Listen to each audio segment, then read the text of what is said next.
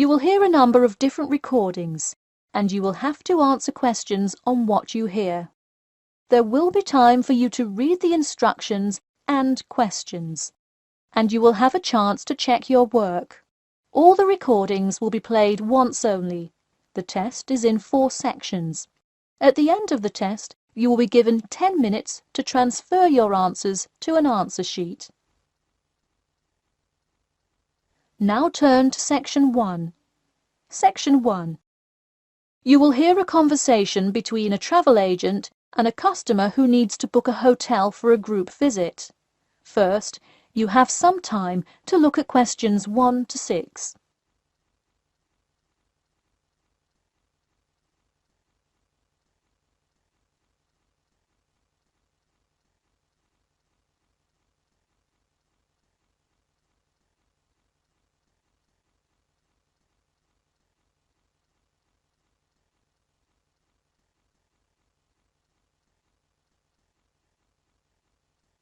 You will see that there is an example which has been done for you.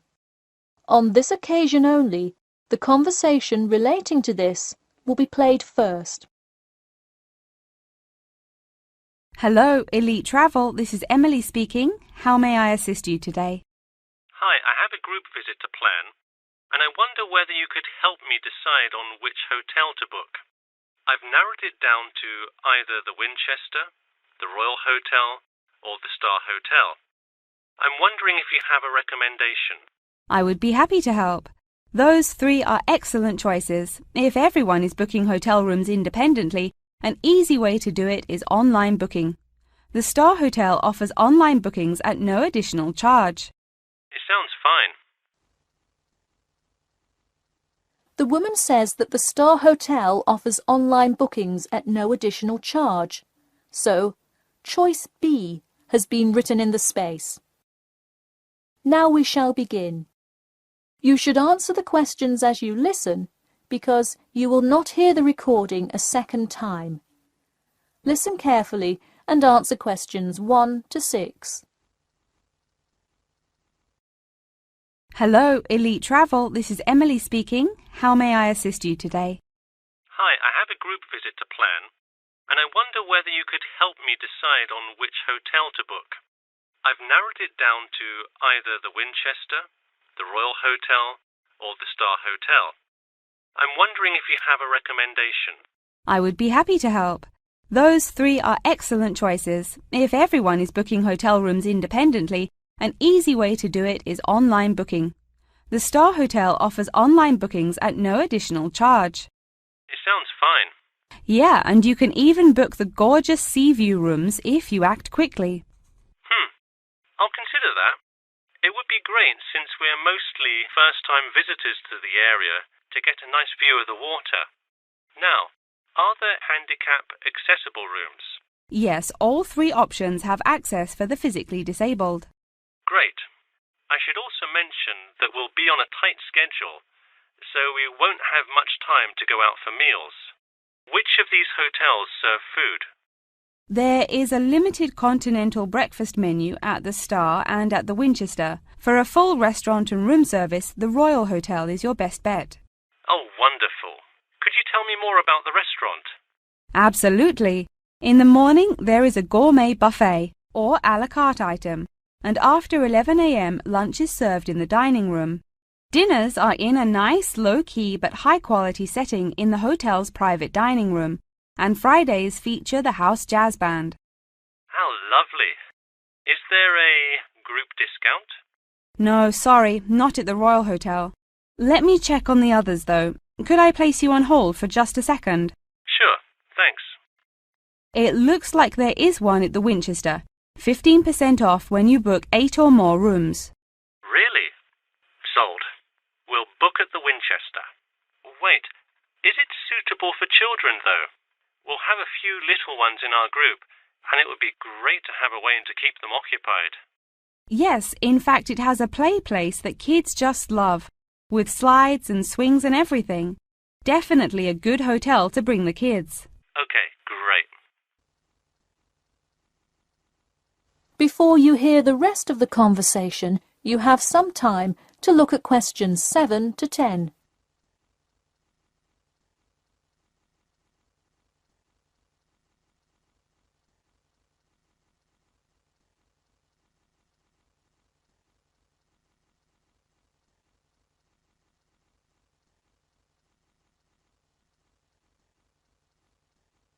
Now listen and answer questions 7 to 10.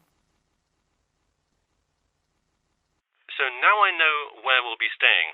What next? Should I go ahead and book transportation and assign rooms and everything? Well, for now there are only a few things for you to take care of. We will hold a block of rooms for you as soon as you send a deposit. I recommend booking as soon as possible, so you probably want to send the invitations as soon as you know how many rooms to hold. Oh, right. Okay. I'll send the invitations and put down the deposit. Is there anything else I should take care of? Great! And don't worry about this now, but sometime before you arrive, do let us know if you'll be requiring our transport service to and from the airport. I'll make sure to let you know. Does that incur a service charge, or perhaps a tip, or some presents to show our gratitude for the personal car service? Oh, don't worry about it. It is a free service, so if you would like to tip, you are welcome to do so. But hotel drivers do not accept gifts. Thanks for your help. My pleasure. Enjoy your stay at the Winchester. That is the end of section 1. You now have half a minute to check your answers.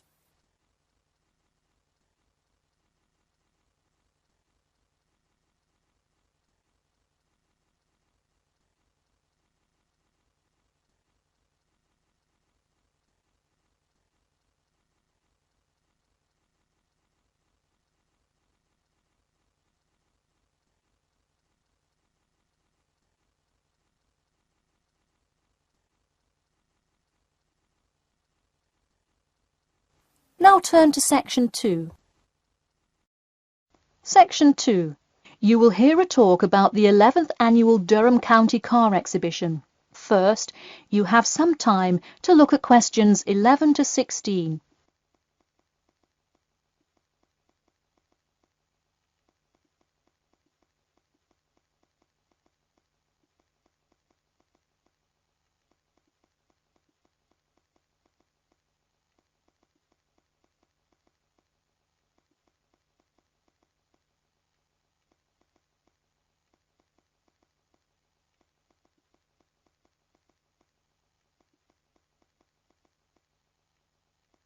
Now, listen carefully and answer questions 11 to 16. Ladies and gentlemen of Durham, start your engines. Skip Gordon here, inviting you to the 11th Annual Durham County Car Exhibition. That's right, it's that time of year again. Mark your calendars. The pre-opening event kicks off on the 18th, and the exhibition officially opens to the public on Saturday, March the 19th. Take it from me, you won't want to miss Durham's most attended public event of the year 5 times running. You don't have to be a motorhead to appreciate the finest cars, both new and old, in existence today, but it helps. Be one of the 70,000 people to see everything from big rig monster trucks to good old-fashioned classic hot rods. Get your tickets now. Admission is £10 for adults and £5 for children during off-peak times, and £20 for adults and £10 for children, and senior citizens on weekends and for full-day passes. Come see vintage classics, bid in the auctions, and even test out a few on the Winners' Circle racetrack. An insider tip: weekends are the exact time when all of the best attractions take place. But to avoid Saturday crowds, join us this Sunday. You'll see me, Skip Gordon, and all your friends from WKXP there this Sunday at our very own booth, so stop by and say hi, and you might just win a prize of your own. A new attraction this year will be the addition of a new car category, electricity, namely the electric car class. See displays from Toyota, Honda, and you guessed it, Tesla. Watch as the first generation of fully electric cars compete on style, ride, and watch the main entertainment as there's going to be a fabulous show of racing car to see who takes home fastest battery-powered car. While not typically known for their speed, this new class is guaranteed to surprise you. Before you hear the rest of the talk, you have some time to look at questions 17 to 20.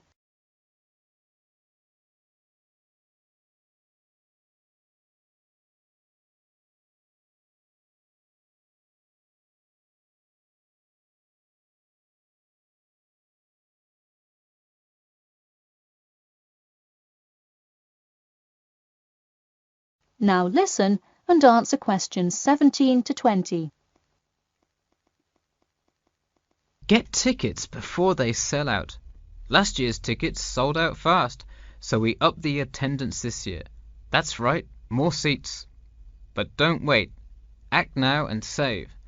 That's right, if you buy your tickets before this Friday, you'll get 2 for the price of 1.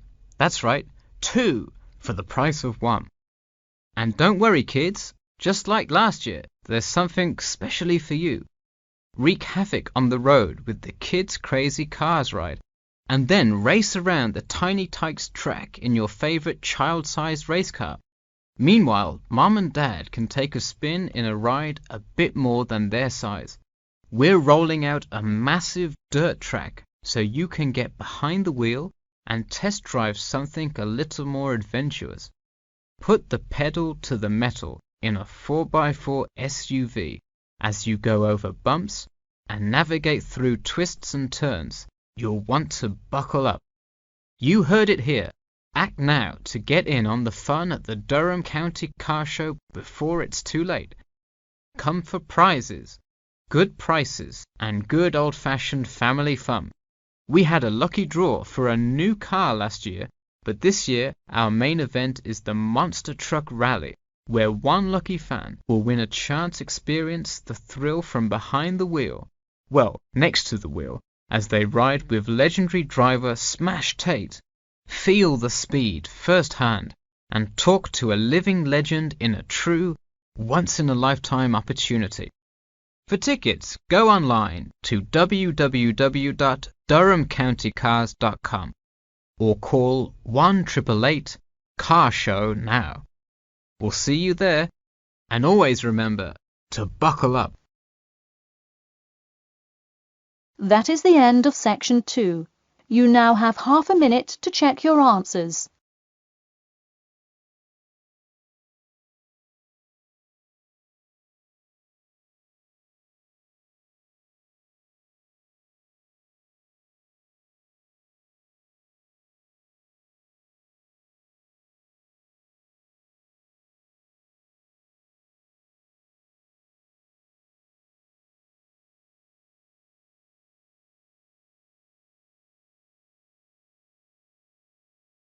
Now turn to section 3. Section 3. You will hear a student asking Professor Jameson for advice in choosing courses for next semester. First, you have some time to look at questions 21 to 23.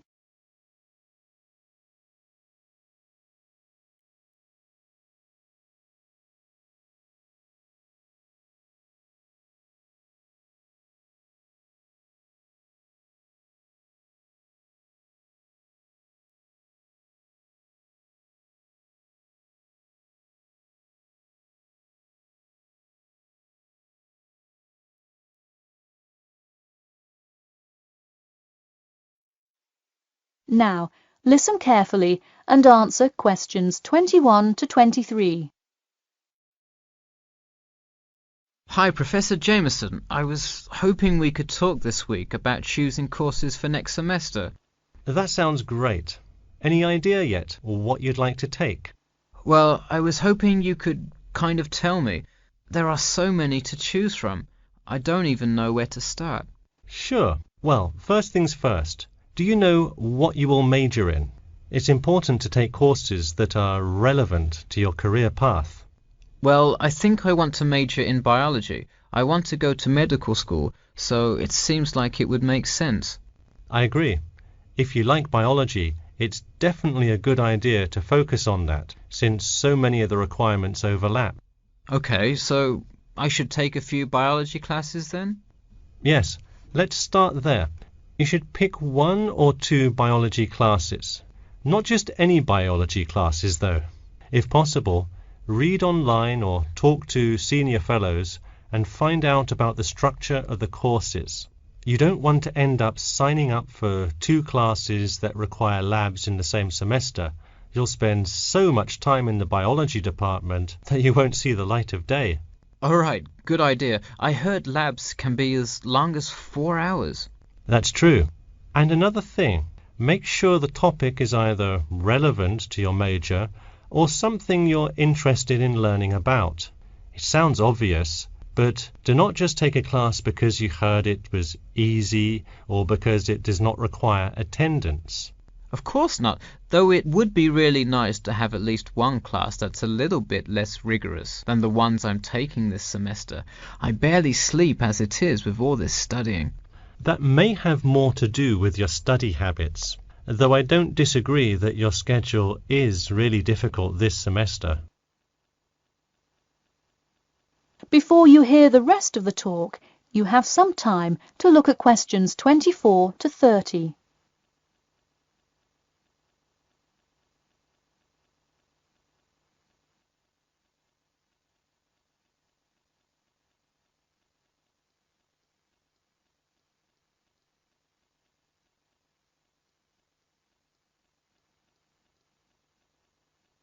Now, listen carefully and answer questions 24 to 30. So, any idea which biology classes you may decide on for next semester? Well, I was thinking of taking human physiology. It sounds relevant and interesting. I think it is an interesting class, but I would recommend against it. You're already in human anatomy, which also covers physiology, so it would be repetitive and probably not the best use of your time. If I already know some of the stuff, I could take it to boost my GPA a little bit. You could maybe do that, except the professor that teaches it is famous for giving out the fewest A's of any professor. Oh well, never mind. Now, changing subjects. Have you decided yet on your research topic? Well, I actually decided I don't want to do a research paper. I'm going to do a dissertation instead. I think I will much more enjoy coming up with a thesis and finding all the details to support it. I see. Didn't you already do some of the research, though? What happened to that? Well, I started doing research, then the more data I collected, the more complicated things got. I realized I would have to take a lot more steps to randomize the sample, and then I realized I would need to control for more factors. I see. What kind of data collection did you do? I interviewed employees at the water treatment facility after Professor Dickinson recommended it. I understand. Well, the research paper could be much more outside work, but it may be worth it if that is what you're interested in. No, I am a lot happier just doing the dissertation. That's fine with me. Just remember, you need to finish your first draft and send it in soon. It's already the middle of February. Oh wow, it is, isn't it? I just have to finish it by the end of March, right? Yep, but don't forget, the date will really sneak up on you. Okay, I'll make sure to set reminders in my calendar. And who do I talk to about registering my dissertation? You should go to the department office and then talk to the secretary. I thought I needed to talk to the department head. Not for registering. If you need help developing your dissertation, that's when you should go to the department head. Ah, I see. And who would I see about getting access to the database of past research on my topic? That you can find in the computer lab, specifically in the office. You'll have to ask a lab technician to give you access. Okay, well, I'll go ahead and get started on that then. Thanks. That is the end of section 3. You now have half a minute to check your answers.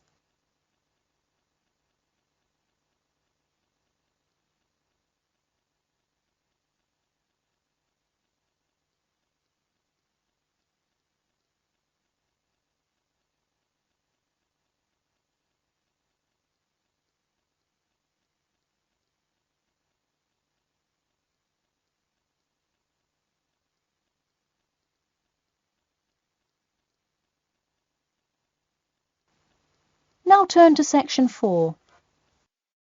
Section 4. You will hear part of a lecture about the role of sleep in humans and animals. First, you have some time to look at questions 31 to 40.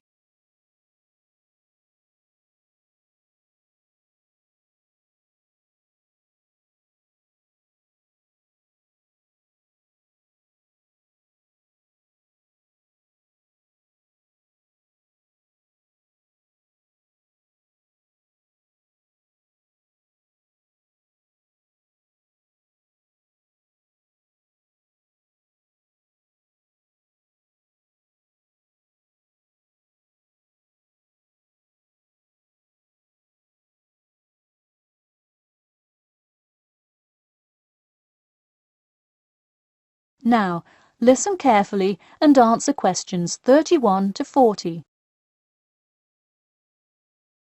Good morning, everyone. In today's lecture, I'm going to talk about the role of sleep in humans and animals. Of all the biological processes in the animal kingdom, sleep is perhaps the most important. A human can survive for almost 2 weeks without eating, but did you know that 1 week without sleep can be fatal? It's even worse for animals, especially for those who must avoid predators. Without sleep, an animal is much less capable of avoiding an attack. This is the case for all animals, whether they are reptiles, mammals, or fish. Let us look now at how different animals sleep, reasons for their ways of rest, and the potential problems they might encounter. In marine life, sleep must be balanced with breathing. For example, the dolphin must float to the surface as it sleeps in order to breathe. Like other large sea mammals, they keep one eye open and one half of the brain awake at all times to maintain some amount of consciousness required to breathe and to watch out for possible threats. They sleep with only one brain hemisphere in slow wave sleep. Birds also have unusual sleeping patterns, mostly due to being constantly on edge in the presence of numerous predators. They usually sleep quite lightly. For example, Swainson's thrush, also called olive-backed thrush, is a medium-sized thrush that takes hundreds of naps during the day, each of which lasts just a few seconds. While migrating, migratory birds tend to function well on micronaps. Horses, on the other hand, do most of their sleeping standing up.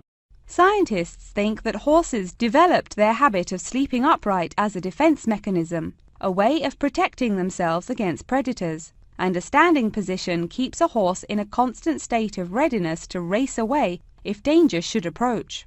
Also, horses do occasionally take short naps lying down. Horses are heavy animals with big muscles, but their bones are surprisingly delicate, so lying in one position for a long time could well injure a horse. Just like humans, animals can also have sleeping problems. Dr. John Hendricks and Adrian Morrison from the School of Veterinary Medicine, University of Pennsylvania in Philadelphia, determined that certain diseases were primarily associated with the sleep states in animals. In their research, they emphasized that because so much in this area still remains unclear, animal models were very important for studies of sleep disorders. The physiology of sleep in animals is similar to that of humans.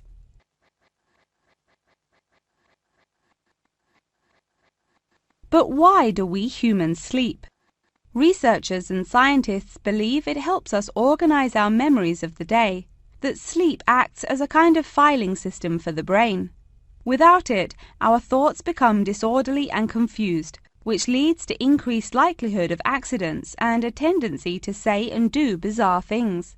Researchers also believe that sleep plays a key role in learning.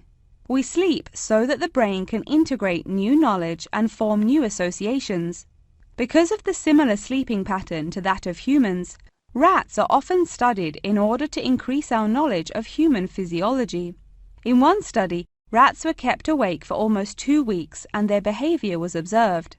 Researchers found the sleep-deprived rats could hardly remember anything of what they had been taught that day.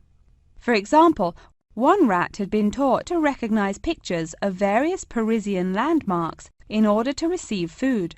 Pressing a button below a picture of the Louvre would result in food being released, and so forth. However, when deprived of sleep, they would press buttons seemingly at random. In addition to rats, the fruit fly, a small insect that feeds and breeds on spoiled fruit, also has been used as a model organism, and thousands of scientists around the world work on it. But why was the fruit fly chosen to be studied? It was for practical reasons. The most important one is that the relationship between fly and human genes is so close that the sequences of newly discovered human genes, including genes that show a susceptibility, can often be matched against their fly counterparts. This provides an indication of the function of the human gene and could help in the development of effective drugs to help people with sleeping disorders. Therefore, many scientists today choose to study the genetic structure of the fruit fly, which could make a particularly important contribution to the understanding of developmental processes in humans. In conclusion, sleep is a necessary part of life, not just for humans, but for the entire animal kingdom. Now, I'd be happy to answer any questions you may have. That is the end of section 4. You now have half a minute to check your answers.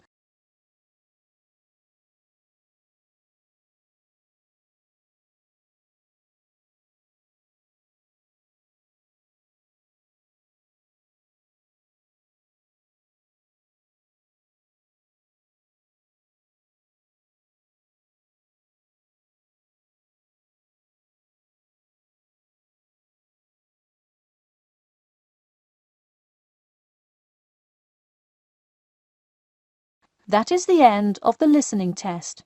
You will now have 10 minutes to transfer your answers to an answer sheet.